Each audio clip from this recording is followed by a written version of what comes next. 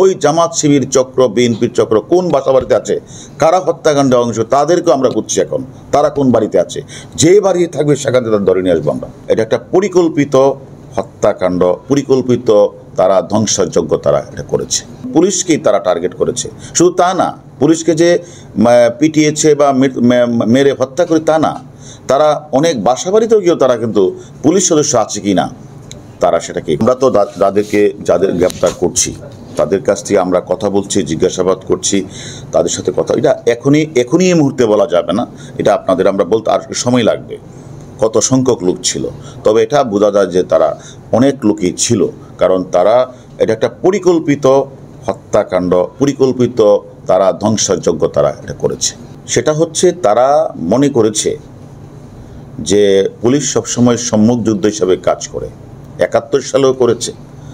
প্রতিটি আন্দোলনে ১৩, ১৪, ১৫, ১৬, ১৮ এবং ২৩ সাল পর্যন্ত পুলিশ সম্মুখ যুদ্ধ হিসেবে কাজ করে এবং একটি গণতান্ত্রিক সরকারকে অবৈধভাবে ক্ষমতাচ্যুত করা, একটা রাষ্ট্রকে অকার্যকর করার জন্য একটি চক্র সবসময় গোলাপানিতে মাছ শিকার করে একটা রাষ্ট্রের বিভিন্ন যে বিষয়গুলিকে তারা ঘোলাটে করে তারা অকার্যকর রাষ্ট্রে পরিণত করতে চায় একটি চক্র।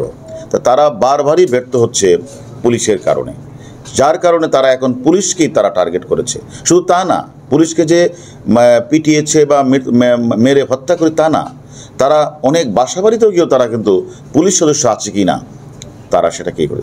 আমরাও এখন ওই জামাত শিবির চক্র বিএনপির চক্র কোন বাসাবাড়িতে আছে, কারা হত্যাকাণ্ডে অংশ, তাদেরকেও আমরা খুঁজছি এখন তারা কোন বাড়িতে আছে।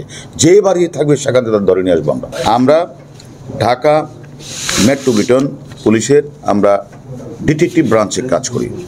আমাদের মূল কাজটি হচ্ছে ক্রিমিনাল অফেন্স যখন সংঘটিত হয় সে সকল অপরাধীকে গ্রেপ্তার করা, গ্রেপ্তার করতে গিয়ে সেখানে যদি গোয়েন্দা তথ্য দরকার হয় সেখানে আমরা গোয়েন্দা তথ্য ইউজ করে আমরা যারা এই অপরাধটি করে তাদেরকে আমরা খুঁজে বের করে আইনের আওতায় নিয়ে আসা, এটা আমাদের কাজ।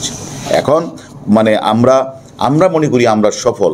ঘটনা ঘটার সাথে সাথে যে সকল অপরাধী চক্ররা এই সকল হত্যাকাণ্ডে অংশগ্রহণ করেছে, রাষ্ট্রীয় স্থাপনাগুলিতে আগুন লাগিয়েছে, আমরা অতি দ্রুত সময়ে আমাদের ঢাকা মেট্রোপলিটন ডিটেকটিভ ব্রাঞ্চ এবং থানা পুলিশ দ্রুত সময়ে এই সকল মাস্টার মাইন্ডদের অনেককেই আমাদের আইনের আওতায় নিয়ে এসেছি এবং রিমান্ডে এনে আমরা জিজ্ঞাসাবাদ করছি এবং তাদের কাছ থেকে আমরা অনেক গুরুত্বপূর্ণ তথ্য পাচ্ছি।